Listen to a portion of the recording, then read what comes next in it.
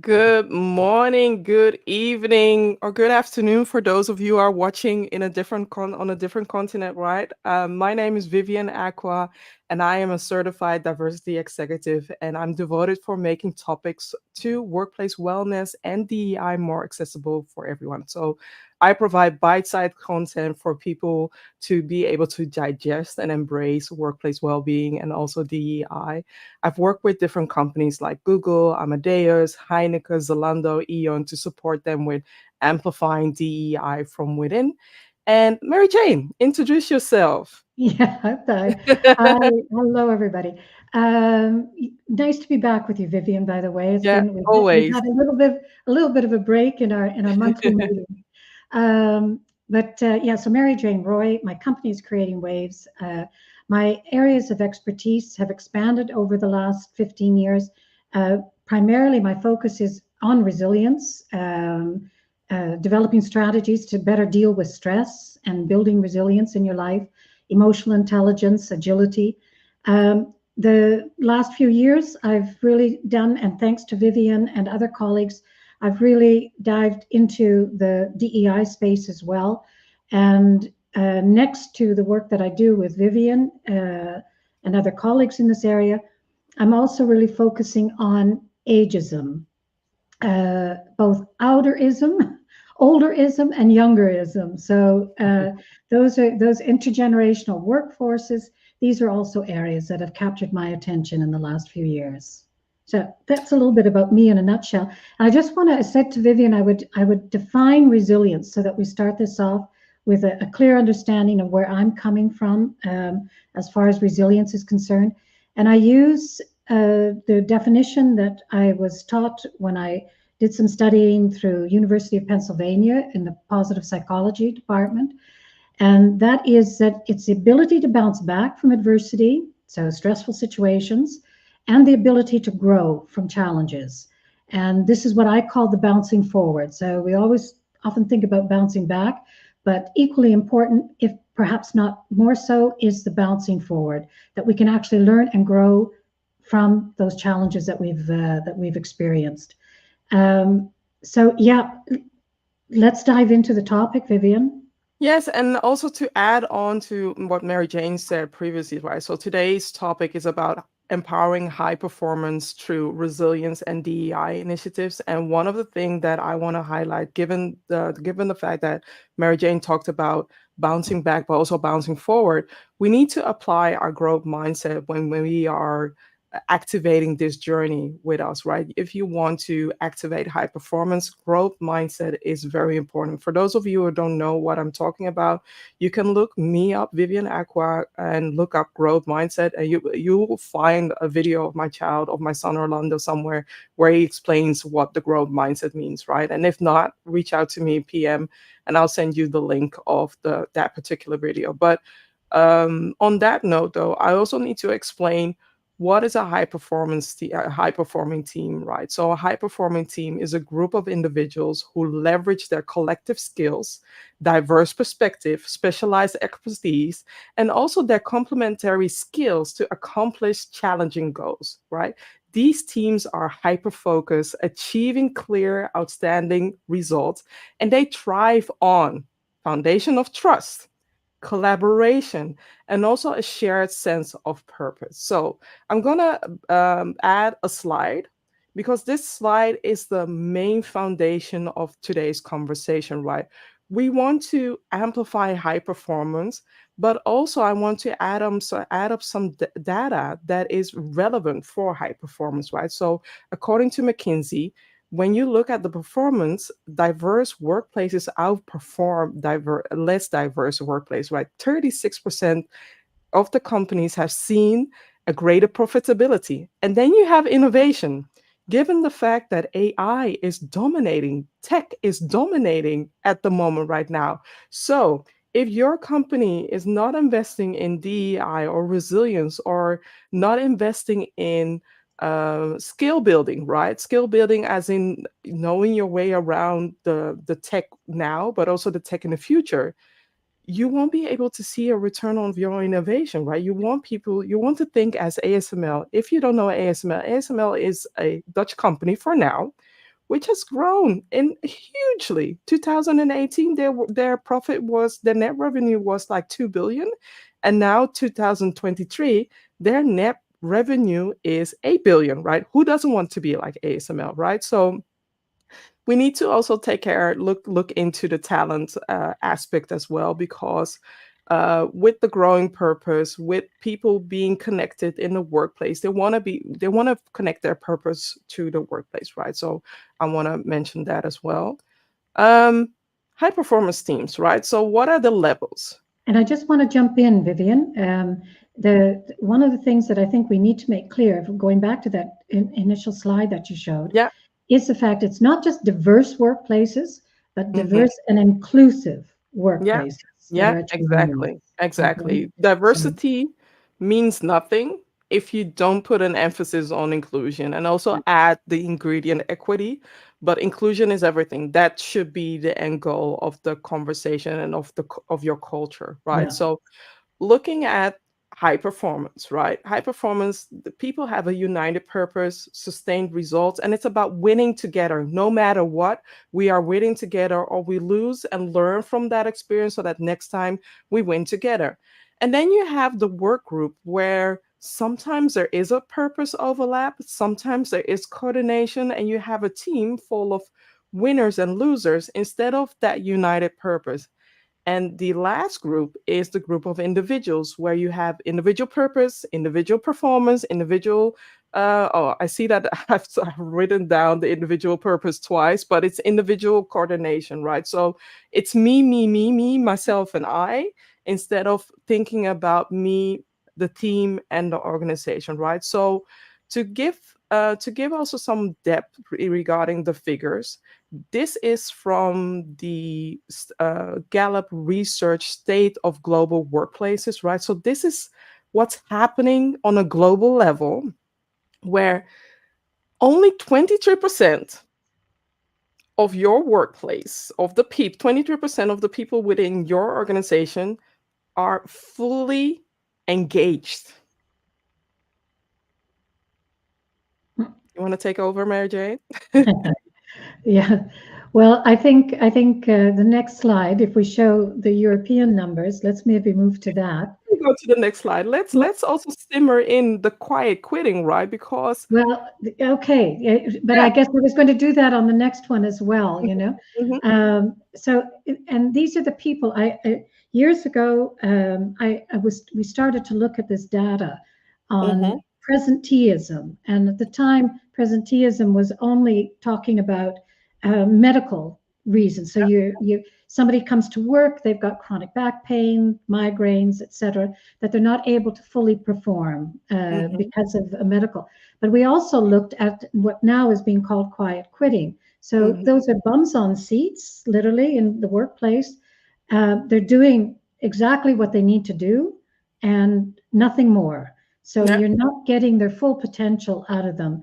And one of the comments that I read, and I don't know, I'll quote it, but I don't know where I read it, was that it's not work that makes people unhappy, the Mhm. workplace does. So we Yeah. need to focus on thriving workplaces. Yeah. Exactly. And It's then you really have the critical. people, and then you have the people who are fully disengaged, right? Those who are the loud quitting, where maybe within a few months or maybe within a few years, they eventually will leave. But mind you, those 80% people, energy is contagious, whether it's good energy or bad Mhm, energy, right? So mind mhm, you that those 18% are complaining about the workplace, complaining about the people gossiping. How will this be adding to you achieving, you wanting to have high performance teams, you wanting to activate high performance teams, right? And then on the other hand, you have people who are already 1 foot out of the door, where they are thinking of leaving, and the intent to leave is within 1 to 6 months, right? Think about every goal strategy that you have created for this year and the next year. How would you be able to succeed with that goal if 51% is already thinking about, well, let's leave the job, let's leave the job? Or other people are thinking about leaving the job on the long term, right? So, mhm. whatever goal that you have in mind or you have planned or activated, it will be shaken up if you don't have the people to facilitate that, to activate that, to implement that, right? So, mind you, think about these are the figures for global, right? And I want to dive into Europe because Europe has a different representation. Yeah. Do you see the difference? So Europe is now gaining revenue with only 13% of the people being fully engaged. And that is shocking. I mean, if that last previous slide wasn't shocking enough, this is very shocking. This Yes. is very shocking. No With question about it. yeah, with 72% of the people within Europe are quiet quitting, are showing presenteeism, like Mary Jane said. Yeah. Yeah, they're scary numbers. They really Yeah. are. And this is why we're coming to the topic today, in Hmm. essence. Hmm. How do you build more high performing, better high performing teams?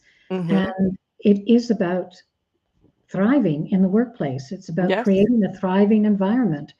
And and then the link between personal resilience and DEI strategies, Hmm.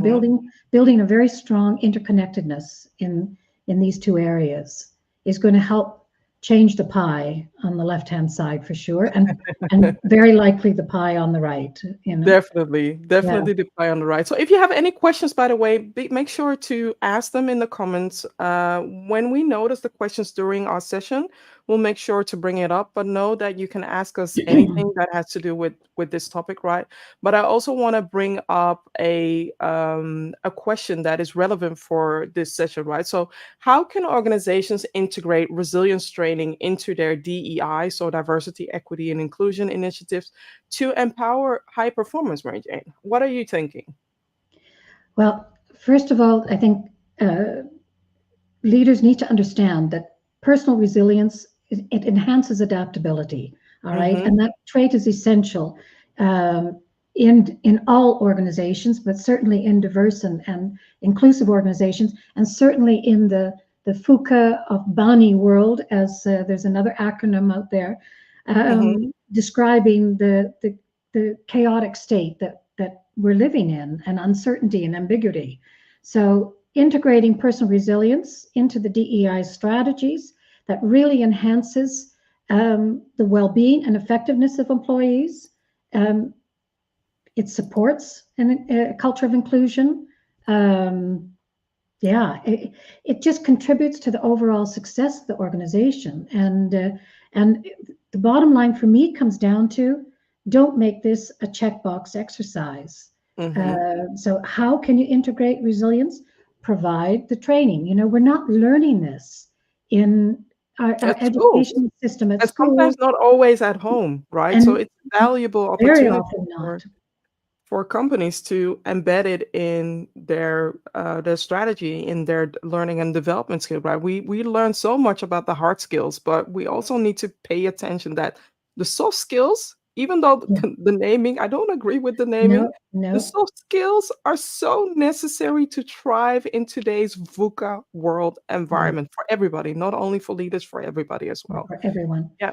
And we have a an individual personal responsibility Yeah.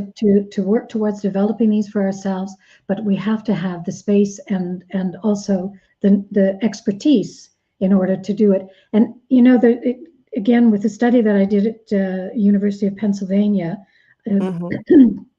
with a positive psychology, there are 8 variables to resilience. And there's probably many more, but in their model, eight variables. And we can influence every single one of these, but we need to Hmm. know how. All Yeah. right.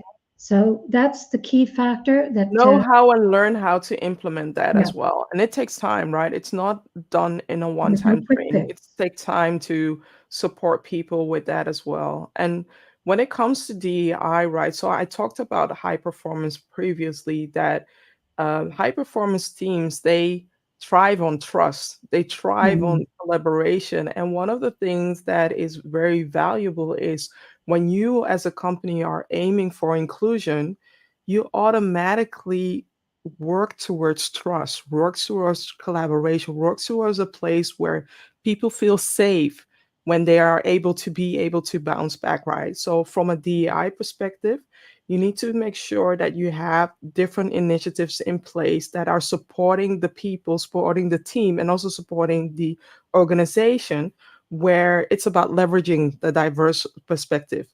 It's about showcasing the different experience so that you can amplify innovation, creativity, and belonging at the same time as well. Yeah. Yeah. Well said. Yeah. Okay, going up to the next question. What role does leadership play in fostering a culture that values both resilience and DEI? And how can leaders be effectively trained in these areas? Mary Jane. Well, I think the same applies. Mm-hmm, These have to be offered, mm-hmm, and leaders have to be encouraged to understand why these qualities, skills are so important in their mm-hmm, leadership. Uh, Role models, leadership can inspire. But again, if you're not able to role model the qualities and skills that are needed, then you're going to have an adverse effect on your employees. And developing resilience, embracing diversity, contributing to a more equitable, inclusive organization, the and the culture, making sure that the culture supports this. These are some of the things that leaders can do.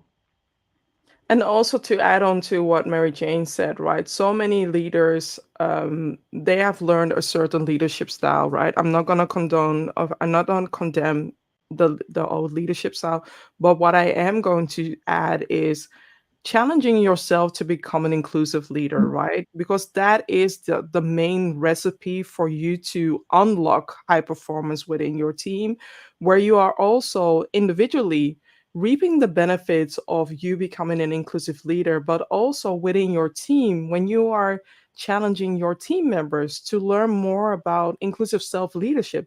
That can also add on Mhm. to them becoming high performance team members, right? It's about committing yourself to learning. And I know that DEI for many people, they find it fearful. They don't want to make a mistake. They find it fearful for the backlash, and I understand that. I have a lot of empathy regarding that. But there is a Dutch saying like, without no friction, there is no shine, right? We don't all these things that have been created, right? Apple didn't got to where they are right now without no friction, right? If you look at what other company, ASML, also the same, right? We cannot walk around and think that we are not allowed to make mistakes or we are not allowed to have conflict, right?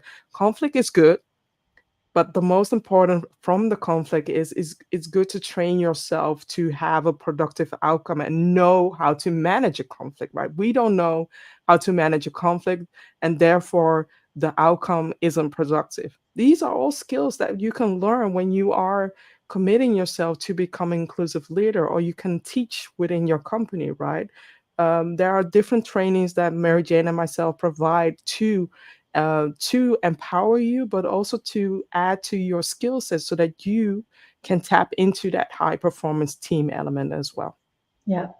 And I think another aspect that I really want to highlight here, Mhm. and keeping it short, is help your employees break down taboos around talking about these topics. Mm. And you can do that Yeah, by being vulnerable yourself. yeah, So let them drop their masks and yeah, really bring their whole self to yeah. work, you know? Which brings me to the following topic that was brought up is, can you describe successful strategies for building psychological safety in the workplace that can support resilience and DEI? So one of the things that often is forgotten is the element of psychological safety. Psychological safety is the ability for people to feel like they can speak up, to feel seen, to feel heard, to feel valued. And Mhm. when you're speaking up, you're doing it in such a way that is constructive, right? You're not breaking down somebody else, but also there's no retaliation. There's no fear for retaliation as well. You want to add anything, Mary Jane? Yeah, we can't underestimate how important Mhm. this is. All right. Yeah. And although psychological safety and trust are not the same thing, but True. trust is an element of psychological safety. So building that culture of trust is critical for organizations if you're going to be achieving a well-balanced, high-performing team. Yeah. Yeah. That's why it's so important. I've seen more and more companies investing in employee resource groups where Mhm. they can create a community where people can come together due to their lived experience or their ethnicity or being a woman of color or being just a woman, right? There are different employee resource groups available within companies where people can just be together without putting their mask on, right? And it's important to the ERGs to be able to offer support, offer a community, but also tracking the progress of those who are part of the ERGs that can add to building psychological safety and supporting resilience and DEI goals as well. It's about creating that environment where people can be themselves without any retaliations as well. And I think perhaps an underused but really Hmm. an important aspect of the ERGs is bringing them together as Yeah, well, the connectedness and yeah, intersectionality, so that it's not just separate silos, but yeah. they are actually interacting with each other. So, Yeah. yeah. And ERGs can create a win-win-win for all stakeholders, right? Because sometimes people feel like it's a kumbaya amongst employee. No, because within the ERG, people can work on their public speaking skills, right? People can work on how to get promotion or how to accelerate or how to build your personal brand to become a better speaker or to elevate within your to grow within your career, right? That you Mhm. can grow horizontally or you can grow vertically, Exactly. right? Yeah. No matter what, ERGs are truly valuable for people to grow their career as well. So it can create a win-win-win for all stakeholders. So not only for the individual, also for the team, and eventually also for the organization as well. So look into that as you are looking into your ERGs.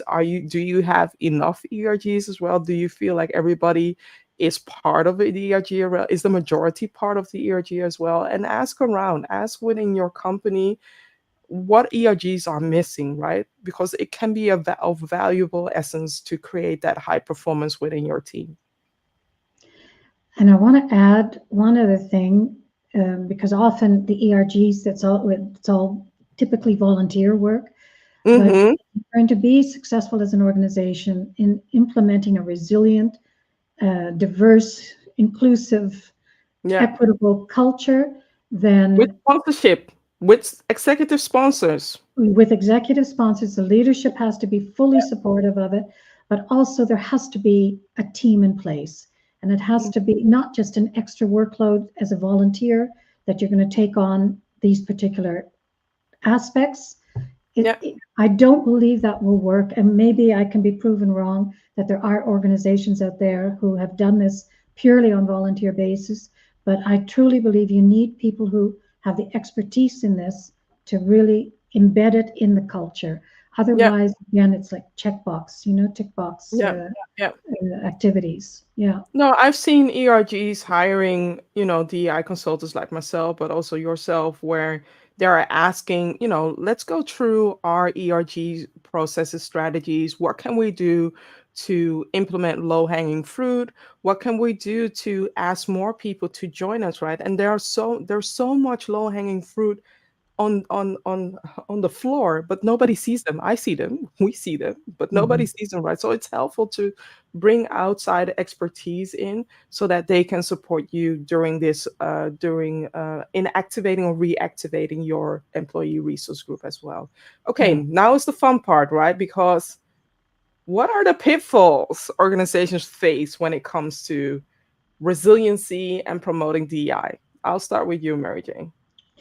Well, I think some of the things that I thought about were, that it can just be seen as tokenism. Hmm. You're paying lip service to something, Yeah. but actually not fully supportive of it. So that is worse than doing nothing, I believe. I Hmm. may be wrong, but in my estimation, No, you're you're better to not. do nothing than doing it in this way. And then also not addressing the deeper systemic underlying causes of stress and adversity within the Yeah. organization. And I want to include that because I had a conversation with somebody this week again, and it highlighted for me how important it is that if there's a toxic individual, that they Mm-hmm. be held accountable for their toxic behavior and Yeah. not just a wrist slap. And well, but they're so good in sales, they're bringing so much business in, we can't afford, to let them go. You will destroy a culture based on this. And you Mm-hmm. think you're gaining on the one hand, but you're losing, as the data shows, so much more on the other. Because if I quiet quit and I'm not engaged with what the company and organization wants to embody and achieve, then you've lost my productivity if I see And that also, there behavior. is a trend happening where people are not quiet quitting, but they are reaching out to the media to Awesome. expose companies, right? There is a situation happening within the Netherlands where it has to do with indecent workplace behavior, whether it's sexism or whether somebody's really, verbally brutal or really brutal in the workplace and is causing trauma and so much harm that it eventually lands in the newspaper, right? And the moment that your company or your brand lands in the newspaper, then it's too late, but it's still fixable. But then the damage is already done because every time somebody Googles, your company, it is associated with that particular instance, right? So offering transparency, overcoming these pitfalls by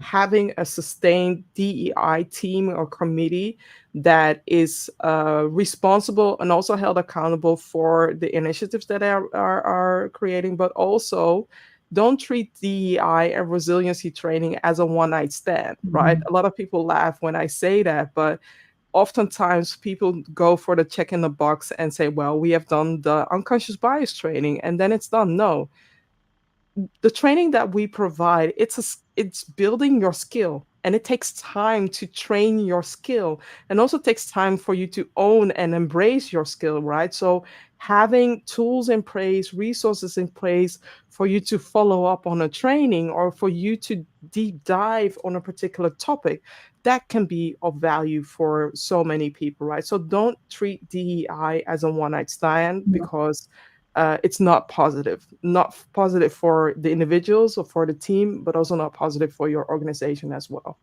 Yeah, and I think another pitfall that can happen and Hmm.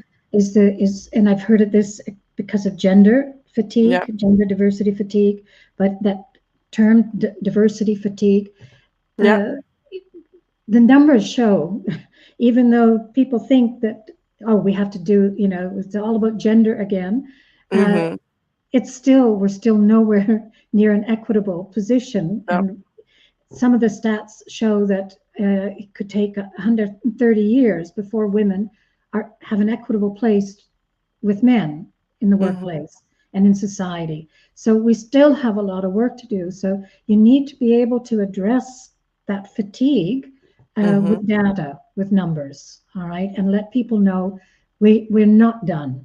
This is yeah, not a topic that we can just put back on the shelf.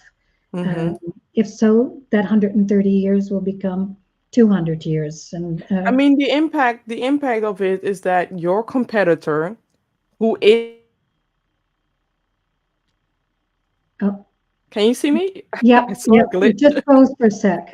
Yeah. Your competitor, who is doing their due diligence, who is investing in DEI, who is including their people when it comes to DEI initiatives, your competitor is doing their homework, which means that they are able to showcase, be transparent about their figures, be transparent about what they have done now, what they are going to continue, and what they will do in the future to amplify their goals or to better their goals, right?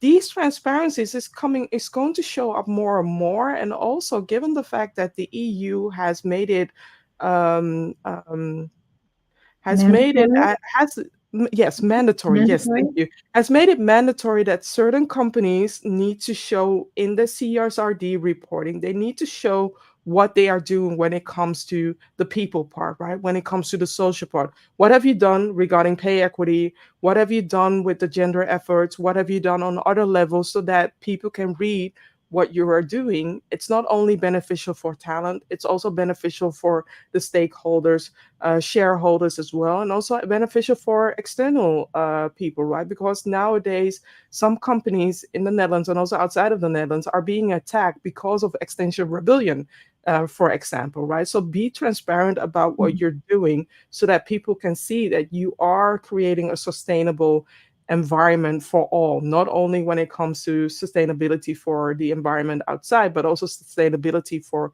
the employees as well. Yeah, yeah. I'm going to bring on a slide which has to do with this topic. And this slide is about unlocking empathy with virtual reality, right? So, how does addressing unconscious bias and discrimination contribute to creating a more resilient, inclusive environment?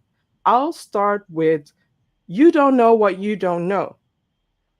So the moment that somebody's facing something, know that indirectly and directly, it's not only impacting the individual, it's impacting your team and it's impacting your organization, right? Because people talk, people do things, and it's hurting your eventually it's hurting your organization goal, right? And team goal. So you don't know what you don't know. And how can we create a safe space where you can experience all the different challenges like microaggression, like good intention gone bad, but also the cost of exclusion on the personal, on you as a person, right? We are able to tap into your intrinsic motivation by using virtual reality. Mary Jane, do you want to add on to that? Yeah, I've done quite a number of sessions in the last 2 years with Vivian Mm-hmm. and other colleagues using VR. And all I can say is that it is extremely impactful. It is the one way that I know for sure that, and you might have used the expression, but to be able to stand in the shoes of a Mm-hmm. person Yeah. experiencing discrimination is it it it affects both the heart and the gut. Yeah. And the mind. Well, and the mind, of course, and certainly with the debriefing within the group afterwards to what Mm-hmm. the experiences were, and it's so very powerful. So yeah, I would highly recommend that this is Yeah. a tool that you use um, with the proper facilitation to really start breaking down the taboos around these topics. Mm-hmm.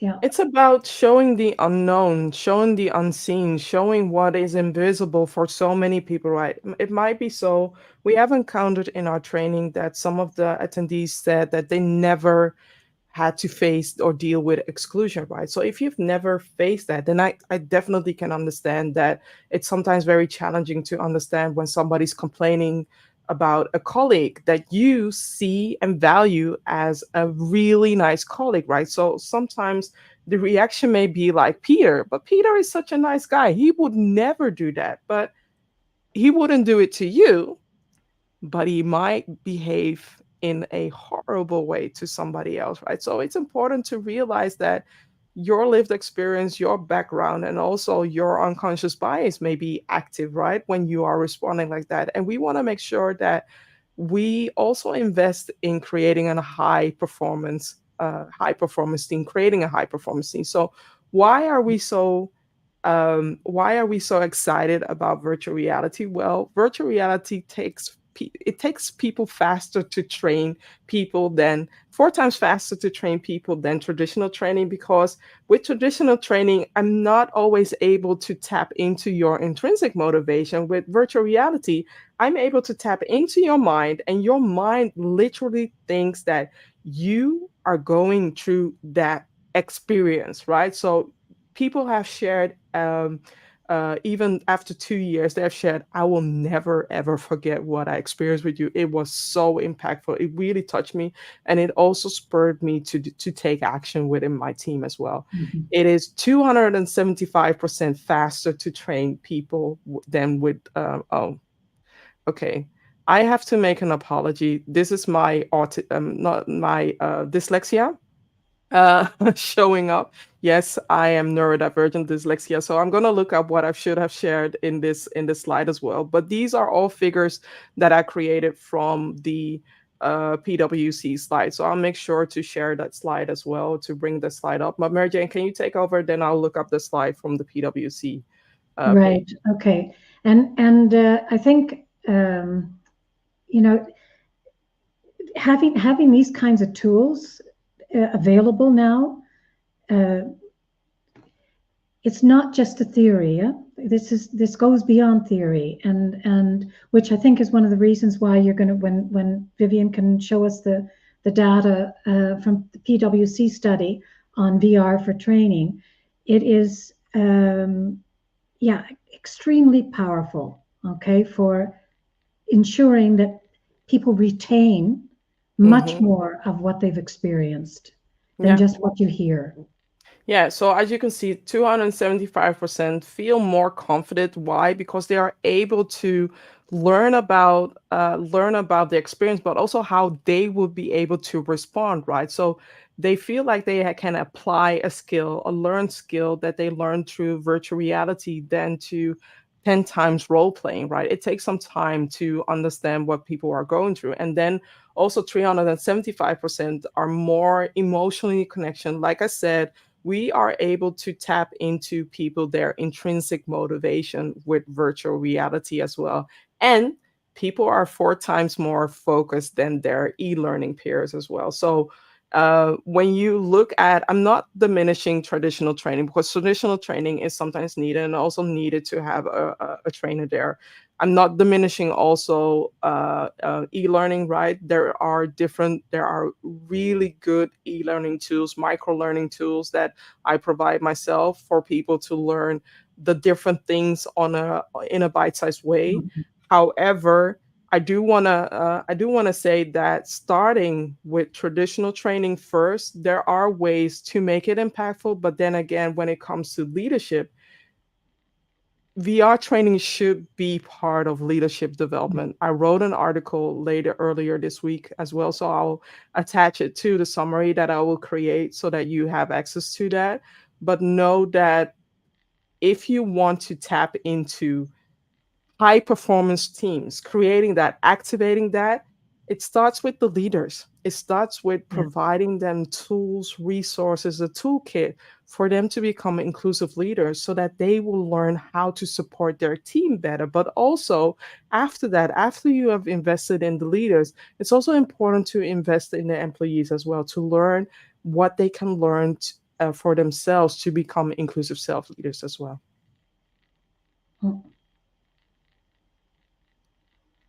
Good that you'll Anything provide to a add, Mary summary. Jane? No, I'm just thinking good that you'll provide a summary and also Yeah. some relevant links. Yeah. Yeah. Definitely, definitely. It was fun. It was fun doing that, right? Yeah. Didn't see And any I mean questions. we've just scratched the surface, I feel too, you know. Yeah, We yeah. definitely scratched the surface, right? There's so much more, below the DEI iceberg, but we wanted to make sure that we set you up for success so you have the statistics that you need to create a business case. And if you want any help regarding creating that business case for placing the virtual reality training under leadership development, reach out to us, right? So that we can support you. If you have any other questions, also reach out, right? I can understand that maybe you're busy and you want to watch the replay later, but know that you can always ask us questions regarding this or regarding DEI, and we are always in contact with each other. So I almost have, a frequent interaction with Mary Jane as well regarding these topics, and we are here to support you. We are here for supporting you in creating high performance teams as well. Absolutely. Yeah. And remember to integrate the resilience component Yeah.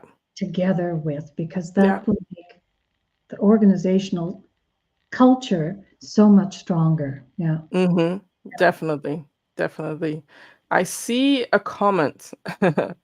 I see Mariana Rada saying, thank you very much. It was great content and discussions. Thank you, Thank you, Mariana, for Mariana. Yeah. joining this session. And yes, like I said, right, if you have any questions or comments afterwards, reach out to us. Reach out to We are us. here to support you. Connect with us also on LinkedIn, right? If you are watching this on a different platform, know that you can connect with us on LinkedIn. So look us up, Vivian, Acquah, Mary Jane Roy, and look us up, and we are excited to support you.